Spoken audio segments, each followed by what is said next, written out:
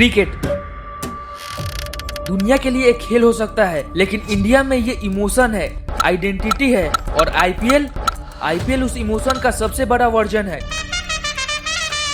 लेकिन आज मैं तुम्हें आईपीएल की हाइलाइट्स नहीं दिखाने वाला हूँ, मैं तुम्हें वो दिखाने वाला हूँ जो कैमरा कभी नहीं दिखाता। सोचो, एक टेस्ट मैच 5 दिन चलता है, ओडीआई 8 घंटे चलता है, लेकिन आईपीएल सिर्फ 3 घंटे में खत्म कर दिया जाता है। और फिर भी सबसे ज्यादा लोग आईपीएल को ही देखते हैं। क्यों? क्योंकि आईपीएल फास्ट नहीं, इंजीनियर्ड है। हर चीज कैलकुलेट की गई है, कब 6 पड़ेगा, कब ब्रेक आएगा और कब एक्साइटमेंट पीक होगा। ये रैंडम नहीं है, ये एक पैटर्न है। शुरुआत में स्लो बिल्ड, बीच में टेंशन और एंड में थ्रिल। ये बिल्कुल वैसे ही है जैसे मूवीज में क्लाइमेक्स बनता है। और तुम्हारा ब्रेन हर क्लोज मैच पर डोपामिन रिलीज करता है। तुम सोचते हो क्या मैच था, लेकिन असल में तुम्हारा ब्रेन डिजाइन के हिसाब से रिएक्ट कर रहा होता है। अब एक अनकंफर्टेबल बात, तुम आईपीएल के फैन नहीं हो, तुम आईपीएल के यूजर हो। और यूजर का मतलब होता है डेटा, अटेंशन एंड बिहेवियर। जब तुम मैच देखते हो, ट्वीट करते हो और रील्स शेयर करते हो, तब तुम सिर्फ इंगेज नहीं कर रहे हो, तुम सिस्टम को बता रहे हो कि तुम्हें क्या पसंद है, और फिर वही चीज तुम्हें बार बार दिखाई जाती है। अब बात करते हैं असली खेल की, पैसा। आईपीएल सिर्फ एक लीग नहीं है, ये एक मल्टी लेयर्ड बिजनेस मॉडल है। इसमें पैसा आता है मीडिया राइट्स से, स्पॉन्सरशिप से, एडवर्टाइजमेंट से, टिकट सेल्स से एंड मर्चेंडाइज से।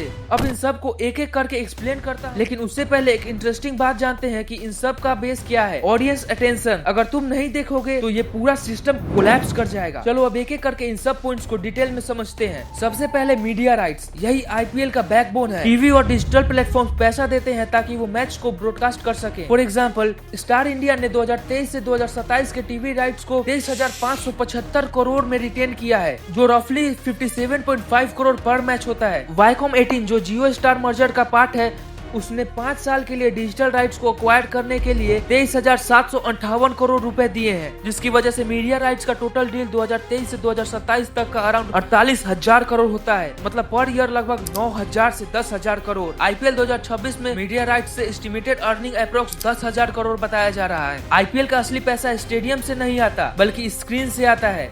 अब आते हैं स्पॉन्सरशिप्स पर। यहाँ ब्रांड्स आईपीएल के साथ अटैच होते हैं ताकि वो ऑडियंस तक पहुंच सके। जैसे टाइटल स्पॉन्सर है टाटा ग्रुप के पास, जिसका 5 साल का एस्टिमेटेड डील 2500 करोड़ है, जो पर ईयर का 500 करोड़ बनता है। और other sponsors like angel one, रुपए, गूगल जेमिनाई एंड और भी बहुत सारे ब्रांड्स का 2026 के लिए estimated sponsorships and advertising pool around 7,000 से 8,000 करोड़ का है। हर स्पॉन्सर आईपीएल नहीं खरीद रहा, वो तुम्हारा अटेंशन खरीद रहा है। अब बात करते हैं सबसे अंडर एस्टिमेटेड सोर्स, एड्स। एक मैच में लगभग 80 से 100 एड्स चलते हैं, और पर 10 सेकेंड एड का कॉस्ट अराउंड 12 से 18 लाख होता है। टाटा आईपीएल 2026 का टोटल एस्टिमेटेड एड रेवेन्यू लगभग 5,000 करोड़ का होने वाला है। इसका मेजर एडवर्टाइजर है गूगल, कैंपा, हेवेल्स एंड और भी बहुत सारी ब्रांड्स। तुम मैच देखने आते हो, लेकिन ब्रांड्स तुम्हें देखने आती है। पर तुम्हें लगता होगा आईपीएल जैसे बड़ा टूर्नामेंट्स का असली पैसा स्टेडियम से आता होगा। भरे हुए स्टेडियम्स, हजारों लोग, महंगे टिकट्स। लगता है ना कि यही से सबसे ज्यादा कमाई होती होगी, लेकिन सच्चाई उल्टी है। चलो सिंपल तरीके से समझते हैं। एक एवरेज आईपीएल स्टेडियम का कैपेसिटी लगभग 30,000 से 70,000 लोग का होता है। हम एक रफ फिगर 50,000 का लेके चलते हैं, और मान लो कि एवरेज टिकट प्राइस 1500 है। अब कैलकुलेट करते हैं 50,000 लोग इंटू 1500 रुपए,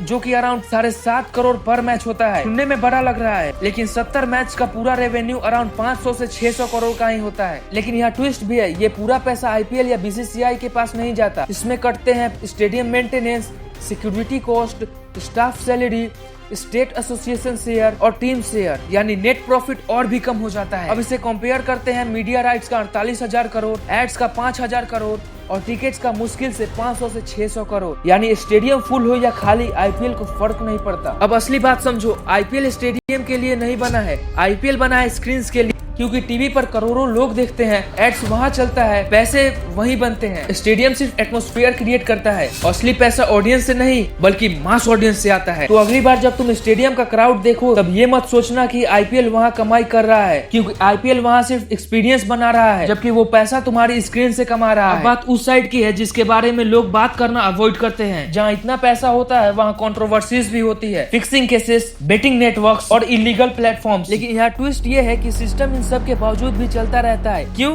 क्योंकि ऑडियंस रुकती नहीं है। पर तुम्हें लगता है कि आईपीएल में प्लेयर्स पैसे कमाते हैं रन्स बनाकर, विकेट्स लेकर। लेकिन इसकी असली सच्चाई ये है कि आईपीएल में प्लेयर्स क्रिकेटर्स कम, ब्रांड्स ज्यादा होते हैं। जैसे MS धोनी, विराट कोहली, ये सिर्फ प्लेयर्स नहीं है, ये चलते फिरते बिजनेस है। इनके नाम पर ब्रांड्स बिकते हैं, एड्स चलते हैं और करोड़ों लोग अट्रैक्ट होते हैं। आईपीएल प्लेयर्स की वैल्यू सिर्फ उनके परफॉर्मेंस पर नहीं बल्कि पॉपुलैरिटी, फैन फॉलोइंग और मार्केटेबिलिटी पर डिपेंड करती है। मतलब अगर कोई प्लेयर एवरेज खेल रहा है लेकिन उसकी फैन फॉलोइंग क्रेजी है तो भी वो महंगा बिकेगा। लेकिन अब असली गेम समझते हैं। टॉप प्लेयर्स की सैलरी लगभग 10 करोड़ से 20 करोड़ पर सीजन होती है। जैसे विराट कोहली का पर सीजन का सैलरी अप्रोक्स 15 से 17 करोड़ है, वहीं MS धोनी का अप्रोक्स 12 करोड़ है। लेकिन असली पैसा आईपीएल की सैलरी से नहीं बल्कि ब्रांड इंडोर्समेंट से आती है। एक एड का प्लेयर लगभग 5 करोड़ से 10 करोड़ चार्ज करते हैं और टॉप प्लेयर ईयरली 100 करोड़ से 300 करोड़ सिर्फ एड से कमाते हैं। जैसे इंस्टा पोस्ट, पेड प्रमोशंस और एक पोस्ट के टॉप प्लेयर्स लगभग 1 करोड़ से 3 करोड़ तक चार्ज करते हैं और विराट कोहली तो लगभग 11 करोड़ से 14 करोड़ तक चार्ज करता है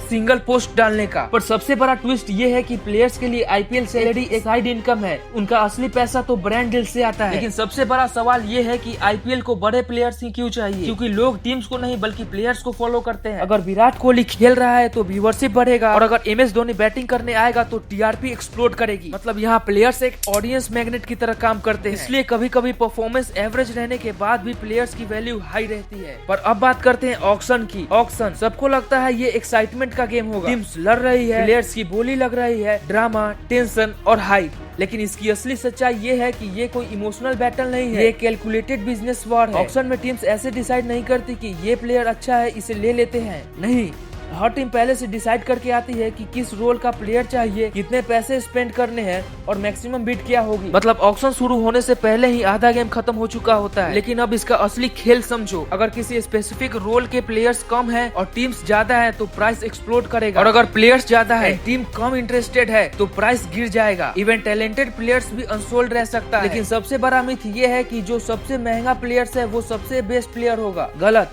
महंगा प्लेयर मतलब highest demand player at that moment. लेकिन टीम सिर्फ बाय नहीं करती, वो दूसरी टीम्स को डिस्टर्ब भी करती है। जैसे बिडिंग वॉर क्रिएट करना, बजट खत्म करवाना और स्ट्रेटेजी बिगाड़ना। मतलब यहाँ ऑक्शन एक चेस गेम बन जाता है। लेकिन हर टीम के पास एक फिक्स्ड बजट होता है, अप्रोक्स 90 करोड़ से 100 करोड़। उसी में 20 से 25 प्लेयर्स खरीदने होते हैं, इसलिए हर डिसीजन कैलकुलेशन बेस्ड होता है। और अब सबसे जरूरी बात करते हैं। मैं ये नहीं कह रहा कि आईपीएल गलत है। आईपीएल हमें इंटरटेनमेंट देता है, प्लेयर्स को मौका देता है और मूवमेंट्स क्रिएट करता है। लेकिन प्रॉब्लम तब होती है जब तुम इसे समझे बिना कंज्यूम करते हो। तो अगली बार जब तुम मैच देखो तब बस उसे एंजॉय मत करो, उसे समझो भी, क्योंकि जो गेम को समझता है वही गेम के बाहर नहीं फंसता। और अगर आपको ये वीडियो पसंद आई हो तो इस वीडियो को लाइक करके हमारे चैनल को भी सब्सक्राइब कर लेना ताकि फ्यूचर में हम ऐसी ही वीडियोस